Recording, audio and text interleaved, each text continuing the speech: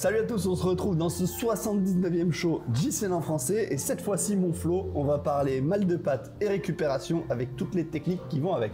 Exactement, bienvenue avec nous à Altea, notre petit stage de préparation pendant lequel en théorie on va avoir mal aux pattes et du coup on va voir comment gérer ça et c'est tout de suite dans JCN en français. Alors mon Flo, on commence tout de suite avec le fameux piétinement, hein. Rester sur les pattes, c'est forcément pas bon, on a du mal à rester debout en permanence, on a du mal à aller faire les magasins, du coup on est toujours assis. Ouais, c'est ce qu'on appelle le syndrome du cycliste, c'est vrai qu'on a vraiment du mal à rester debout, on a toujours cette sensation de mal de jambes permanente, on a les jambes pleines d'acide lactique, en tout cas pour celles et ceux qui bossent, hein, parce que après si c'est pour faire que des sorties récup, c'est vrai que ça fait pas trop mal aux pattes, mais quand vous êtes en phase de préparation active, on a tous eu et ressenti un jour ce syndrome.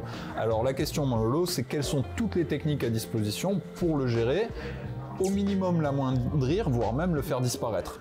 Le top du top, je sais pas si tu la connais celle-là Flo, tu sais c'est quand tu étais juste après une course, tu dis allez je prends une bière, tu t'assois, tu prends ta bière et elle te tombe direct dans les pattes. Tu n'as jamais eu ça? T'as les pattes qui font... Cette sensation de lourdeur, de rétention d'eau, voilà, ça c'est clairement typique du cycliste. Bref, pour essayer évidemment de faire disparaître cette sensation, même si parfois c'est vraiment impossible de la faire disparaître à 100%, du moins l'atténuer et la rendre plus agréable, il y a plusieurs techniques, mon Lolo, et on va commencer par la plus basique à la portée de tout le monde, qui demande aucun matériel, c'est les étirements. Ouais, les étirements. Mais moi j'aime pas ça les étirements, c'est chiant. T'es là, machin, assis par terre, ça fait mal et puis il faut rester 30 ans. C'est relou quoi. Ouais, c'est vrai. Le mieux pour moi, c'est de mettre les pattes en l'air. Parce que tu te cales. C'est une forme d'étirement en soi. Hein. Oui, en soi, ouais. En plus, tu peux t'étirer avec. Tu te cales sur ton lit, les fesses contre le mur, les pieds en l'air, tu prends ton téléphone et tu mates des vidéos du Seigneur. Exactement, ça c'est très bien. Disons que les pattes en l'air, c'est un principe complémentaire, ça peut être une phase d'étirement aussi, mais c'est ce qui va vous permettre tout simplement physiologiquement de faire circuler plus facilement le sang vers le cœur. Donc ça va aider en gros la circulation et ça va vous permettre d'éliminer l'acide lactique dans vos jambes. En tout cas, ça va aider votre physiologie à le faire. Ce sera peut-être pas nécessaire, ce sera pas nécessairement la seule chose utile et ça va pas résoudre tous les problèmes. Donc il faut aider avec autre chose. Comment on peut faire? C'est un petit plus. Après, par-dessus, justement, pour tous les moments où vous pouvez pas rester les pattes en l'air, forcément, vous allez manger, vous allez faire des courses, il y a les chaussettes de contention. Et les chaussettes de contention, il y en a des différentes, donc à voir avec votre pharmacien ou avec les équipements sportifs, parce qu'il y a plein de marques qui les font aujourd'hui. Il y a les chaussettes de contenance pour la récup et les chaussettes de contenance pour piétiner. C'est pas du tout les mêmes. Celles pour piétiner sont beaucoup plus fortes. C'est vrai, vous avez aussi les bas qui arrivent jusqu'en haut, mais aujourd'hui, il est quand même acquis que la pression, elle se fait surtout au niveau des chevilles, donc c'est pas forcément nécessaire d'avoir la classe jusqu'en haut. Voilà. Mais c'est vrai que ça crée des styles assez particuliers du cycliste aussi, les bas de contention, avec les claquettes en général. C'est vrai que quand on a tous connu les arrêts sur les aires d'autoroute en revenant de course, avec la dégaine du cycliste, pas forcément au top de la classe, mais c'est utile pour la récupération, donc voilà, ça peut être un investissement mineur qui va vous apporter un confort majeur, donc c'est une solution. Si on rentre dans les choses un peu plus médicales, oui, médicales, alors on peut dire ça comme ça, on pourrait parler de cryothérapie et voire aller de bain d'eau froide plus généralement, parce que c'est vrai que ces dernières années il y a eu beaucoup d'études qui ont été faites et il y en a un peu la mode aussi. Beaucoup, oui et non, on est un peu revenu en arrière dans le sens où on sait que ça apporte des bénéfices, maintenant on sait aussi qu'un bain d'eau froide peut apporter autant de bénéfices qu'une vraie séance de cryothérapie. Néanmoins, il va falloir adapter, on va dire, la durée de celui-ci. Parce que la vraie cryothérapie full body, c'est maxi 3 minutes. Un bain de glace ou un bain d'eau froide, forcément, plus la température va être haute pour de l'eau froide, on va dire, et plus vous allez pouvoir y rester longtemps. Donc une dizaine de minutes, 15 minutes éventuellement. 20 minutes à la limite. Voilà. Si c'est un bain d'eau froide. Voilà. En tout cas, comment ça marche? C'est simple, le froid, on le sait maintenant, hein. C'est analgésique déjà, donc ça va vous permettre, entre guillemets, d'anesthésier la douleur. C'est aussi vasoconstricteur, à l'inverse de l'eau chaude d'ailleurs. Donc ça va vous permettre, on va dire, de pulser aussi votre acide lactique à nouveau vers le cœur. Et puis c'est surtout anti-œdémique. On parlait du fait de la rétention d'eau, des œdèmes créés aussi par la fibre musculaire qui se casse, etc. Donc en gros, c'est totalement bénéfique pour vos muscles et ça va aussi vous permettre de diminuer cette sensation de jambes lourdes. Donc ça, clairement, un bain d'eau froide, là aussi, ça coûte pas grand chose, surtout en ces temps où l'énergie augmente. Voilà, faites des bains d'eau froide, c'est bon pour le porte-monnaie et c'est aussi bon pour la récup. Et la cryo, c'est bien, ça aide à dormir aussi. Pour avoir testé, franchement, la cryo, la vraie cryo, hein, pas le bain d'eau froide, bon, c'est 3 minutes, hein, c'est très court, certes, mais c'est un impact sur le sommeil qui est vraiment très cool. Après, tu dors, mais quand même. C'est vrai, et là on parle vraiment de cryothérapie parce que pour le coup j'ai pas lu beaucoup d'études qui parlent des bains froids sur ce bénéfice spécifique du sommeil. Mais en tout cas c'est vrai qu'il y a eu des études là-dessus qui sont intéressantes. On continue sur la récupération liée au mal de jambes spécifique. Forcément, on est obligé de parler du massage qui est là aussi une des spécificités du cycliste, bien que de moins en moins, quasiment tous les sportifs y ont recours aujourd'hui. D'ailleurs, une des raisons pour lesquelles ils nous ont tous copiés à se raser les jambes, hein, on peut regarder les sportcos aujourd'hui le font aussi, parce qu'ils ont tous recours au massage sportif en récupération. Évidemment, c'est pas à la portée de tous, on n'a pas tous un kiné ou un soigneur à disposition, mais on peut tous avoir un poteau yo-yo qu'on peut mettre à contribution. Ouais, enfin, le poteau yo-yo, le genre de massage qu'il fait, j'ai pas envie d'essayer avec lui. Franchement, moi j'ai eu 2-3 échos de ses ex-copines, bon, c'est pas des massages comme ça que je veux. Bah, justement, donnons quelques conseils pour le massage sportif. L'idée là aussi, c'est comme pour tout le reste, d'éliminer l'acide lactique. Donc c'est d'aider le muscle à éliminer et à faire remonter toute cette acide vers le cœur qui lui va servir de pompe et va redistribuer tout ça et éliminer. Et là où je reviens sur le massage du poteau yo-yo, c'est que c'est pas un massage sportif, parce que le massage sportif, il n'est pas censé faire du bien, et il fait mal. Tu vois, c'est vrai en plus. Quand moi je me suis retrouvé sur la table, le mec il avait son coude dans mon cul, mais c'était pas dedans, c'était sur la fesse, et je peux te dire que ça fait pas du bien. N'allez pas mal interpréter, mais c'est vrai que le yo-yo, c'est pas le coude. C'est aussi une question d'habitude, mais le massage sportif, c'est vraiment pas agréable pour les novices, on va dire, parce que faut vraiment, excusez encore une fois l'expression, faut rentrer dedans. T'as compris, yo-yo? Oui, c'est limite, on casse encore plus de fibres, mais c'est vraiment l'idée de faire remonter toute cette acide lactique et du coup casser la fibre musculaire. Et avec l'habitude, il y en a qui évidemment sont plus ou moins sensibles et préfèrent des massages qui vont être vraiment très profonds. Il y en a d'autres qui préfèrent plus être en superficie, mais en tout cas, c'est pour sûr ceux qui soulagent le plus du mal de jambes et ce qui est le plus bénéfique. Lolo, avant que ça parte vraiment en live, je te propose de compléter ça avec ton ressenti sur l'électrostimulation. Je sais que je te donne le mien avant que tu partes. Nous, l'électrostimulation, en tout cas à mon époque, je suis un ancien comme tu me le dis souvent, on l'utilisait en complément du massage.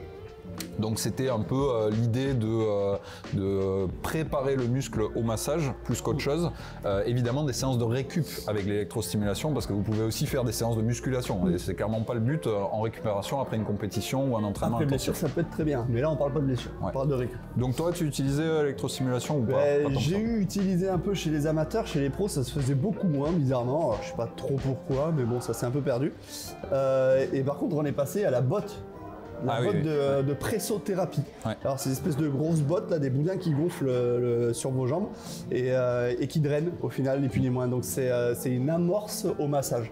Nous on faisait souvent ça après étape dans le bus quand il y avait une grosse liaison pour aller à l'hôtel. Du coup les bottes les bottes souvent faisaient cryo aussi. Voilà. Ouais. Donc c'était des bottes cryo et presso.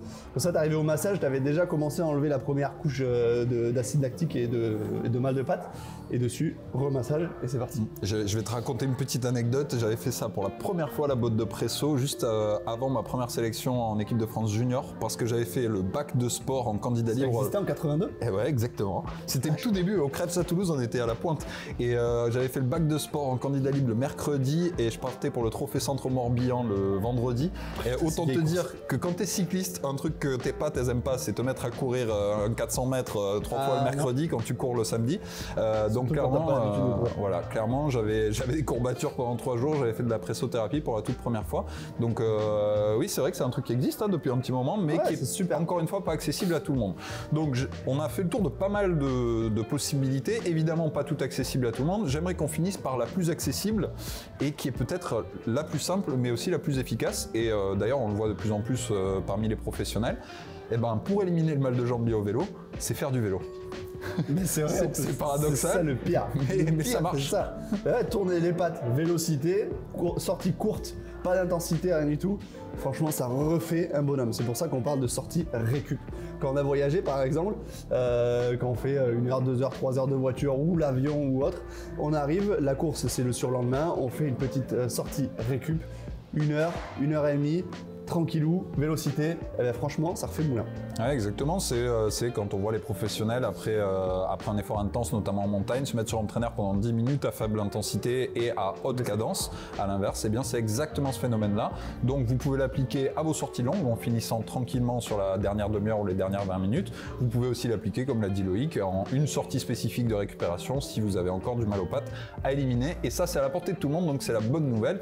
De façon générale, on conseillera aussi de ne pas trop rester sur les jambes, comme on le dit souvent pour celles et ceux qui sont en phase vraiment intense d'entraînement, même si des fois c'est un peu contre et antisocial, ça vous empêche de partager des choses avec les autres. Donc voilà, il y a les chaussettes de contention pour compenser un peu si vous devez vraiment sortir faire du shopping. Un peu. Voilà. Normalement les chaussettes ça gomme pas tout. Hein. Mais voilà, c'est pas la panacée non plus. Donc on espère en tout cas que vous aurez trouvé dans cette liste de propositions de quoi soulager votre mal de jambe. Eh ben, en tout cas, si vous avez jamais eu l'expérience du mal de jambe, ça signifie que vous forcez pas assez, du coup il va falloir commencer par ça. Allez mon Lolo, on passe à l'actu. Allez, on passe à l'actu, au résultat et au vélo de la semaine. Et en actu cette semaine, mon Flo, on va parler des tenues de Canyon SRAM, parce qu'on en a pas parlé la semaine dernière, elles n'étaient pas encore sorties. Ils ont fait exprès d'ailleurs au passage de les sortir le jour de la sortie de notre émission dédiée, on a attendu, mais bon. Donc on les a ratés. Bon, pour le coup, on les a ratés, mais les tenues sont pas ratées. Ouais. Oh là, mais t'es chaud aujourd'hui, dis donc. J'apprends à côté des plus grands. Hein. Oui. Et qui c'est que t'as à côté? Bref, ces tenues Canyon SRAM, t'en as pensé quoi, mon Lolo? Elles sont éclatées au sol comme toutes les autres, mais c'est pas grave. Non, mauvaise foi quand tu nous tiens. Non, ce qu'on voulait dire, c'est vraiment revenir là-dessus, parce que c'est vrai qu'on a été très dur dans notre show avec certains équipementiers, mais vraiment, Canyon SRAM a démontré ce qu'on voulait dire et démontrer, nous, en étant aussi dur, c'est qu'on peut faire de l'innovation et on peut proposer des choses nouvelles dans le vélo. Et grand bravo à eux, parce que c'est Canyon qui les a produites, et avec un artiste d'ailleurs dont je me souviens plus du nom. En tout cas, moi j'adore et je trouve que c'est vraiment réussi. C'est des belles tenues. Merci Lolo. J'en dirai pas plus. Dans l'actu pour compléter cette semaine, pour celles et ceux qui l'ont pas encore fait, c'est bientôt la reprise de la saison. C'est d'ailleurs la reprise de la saison sur route. Pensez à vous abonner à DCN Plus si vous cherchez un moyen de voir un maximum de courses sur route, mais aussi des documentaires, parce qu'il y a une nouveauté, ça y est, c'est officiel. Les documentaires sont maintenant sous-titrés en français pour ceux qui sont évidemment produits en langue étrangère, et notamment un de mes préférés, celui sur l'histoire de Colnago, qui est génial, donc je vous invite à aller voir ça sur JCN+. On passe au résultat, mon Lolo, comme j'ai dit, c'est la reprise de la saison sur route. Ah ouais, c'est la reprise déjà. Oh, mais en fait l'intersaison est passée beaucoup trop vite. C'est ça, on n'a pas eu le temps de rouler. Heureusement, on n'a pas eu le temps encore d'aller dans les bars, mon gars. Heureusement qu'on n'était pas là à la reprise. Ouais, du coup, on a commencé la saison en Espagne, du côté de la Classica Comunitada Valenciana 1969. Ouais. Sauf que là, c'était quand même 2022. Tu vois, j'apprends à côt des plus grands. Je commence à faire des. Tu as jamais fait ça là, cette classique espagnole? Si, je crois que je l'ai faite. Je l'ai faite et après j'allais à Mallorca. Il y avait un truc comme ça. C'est vraiment un poisson rouge, quoi. Ah ouais, mais moi j'ai fait le tour du bocal un paquet de fois. Heureusement que t'as pas fait la carrière de Valverde, sinon t'imagines. Si, je l'ai faite en plus. Je l'ai faite et je crois qu'on y était avec Nasser. Il me semble. Et j'ai peut-être fait 2 ou 3. Tu veux pas nous dire qui c'est qui a gagné du coup? Parce que j'en sais rien. Non, cette année. Faut préciser aussi, les mecs. Moi, je suis pas dans le truc. Du coup, c'est ton compatriote qui a gagné. C'est Leonardi Giovanni. Voilà, de l'équipe Eolo. Voilà. Eolo qui a des très jolis maillots. Oui, et le Cometa, l'équipe de Alberto Contador, qui a recruté du coup le sprinter italien, qui l'emporte devant Amaury Capiot. Amaury Capiot, me respecte un peu les coursiers. Ouais, ça va. Et excuse-moi, t'as vu comment t'as prononcé l'italien? Et alors? Bref, aujourd'hui ça part n'importe comment. Bref, un joli sprint pour débuter la saison sur route, comme souvent du côté de la Classica Valenciana. Et si tu nous parlais de cyclocross, ta spécialité, mon Lolo. Non, mais je peux pas. Bah en fait les cyclocross, ça se termine, hein, là ça commence à être la fin de saison. Là c'était la dernière Coupe du Monde ce voilà. week-end. Donc. Dernière Coupe du Monde, vous voulez vraiment les résultats ou pas? Bah oui, on les C'est toujours les mêmes. Bah oui, mais c'est normal. Bah voilà, chez les hommes, Elise Herbit qui l'emporte. Et qui remporte la Coupe du Monde par la même. Qui remporte la Coupe du Monde. Devant Van der Aert, Lars Van der Aert. Alors, c'est toujours les mêmes, mais tu les connais toujours pas. Bah non, mais t'as cru que je faisais mes devoirs ou quoi? Depuis quand je fais mes devoirs et je révise? Et en troisième, on a Tom Pidcock, voilà le petit préféré de Marie, avec son joli maillot. Hein, lui aussi, lui, il a un joli maillot. Ouais, mais souvent il le met dans la gadoue quand même. Donc, ouais, bon, et chez les femmes, du coup, c'est Marianne Vos qui l'emporte. Tu vois que c'est pas toujours les mêmes. Devant Lucinda Brandt. Ah, je viens de casser un autre micro là. Ouais. Devant Lucinda Brandt et Puk Peters qui termine troisième, donc 100% néerlandais là aussi. Et félicitations à Lucinda Brandt, même s'il n'y avait pas de suspense, qui remporte la Coupe du Monde chez les femmes. Il ne reste plus que les championnats du monde, hein, bientôt en cyclocross. C'est pas encore la fin de saison quand même. Hein, ça va sur qui toi?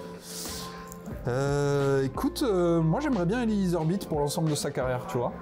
Moi je reste sur un top. Chez les hommes et chez les femmes, bah, tu vois, le classement de ce week-end ça me plairait bien. Marianne Vos, ça me ferait plaisir de la revoir au top du top, elle est en forme, pourquoi pas. Moi ça me ferait plaisir, tu vois. Ouais, moi je vise un petit deuxième titre pour Lucinda Brandt. Sinon, ouais, c'est vrai. On verra, écoute, on verra à pas manquer et à retrouver sur JCN+. On termine par le vélo de la semaine, mon Lolo. Ouais, c'est mieux. Celui-ci, c'est toi qui l'as choisi. Ah ouais, parce qu'il est beau, c'est la classe. C'est la classe, parce que c'est pas la classe à l'italienne, forcément, parce que l'Italie, ils ont un peu la classe quand même. Pardon, je m'égare. C'est le fameux Factor 02, le même que Romain Bardet avait. Donc ce beau Factor gris. Il y a quelques années, du coup, chez AG2R à l'époque. Oui, à l'époque, mais il reste très d'actualité. Pour le coup, il est très beau et ça reste un super vélo. Franchement, pour ça, ils étaient pas en avance, mais un peu quand même. Et avec en plus des lightweight par-dessus, franchement, pour moi, c'est un très beau vélo. Très beau vélo, bravo Jérémy. En tout cas, on le retrouvera dans le sondage à la fin du mois pour l'élection du vélo du mois. Et en attendant, mon Lolo, nous, c'est pas tout, mais on est en stage, il va falloir qu'on aille rouler. Ah ouais. Allez, c'est le plus compliqué. À bientôt. Allez, bisous.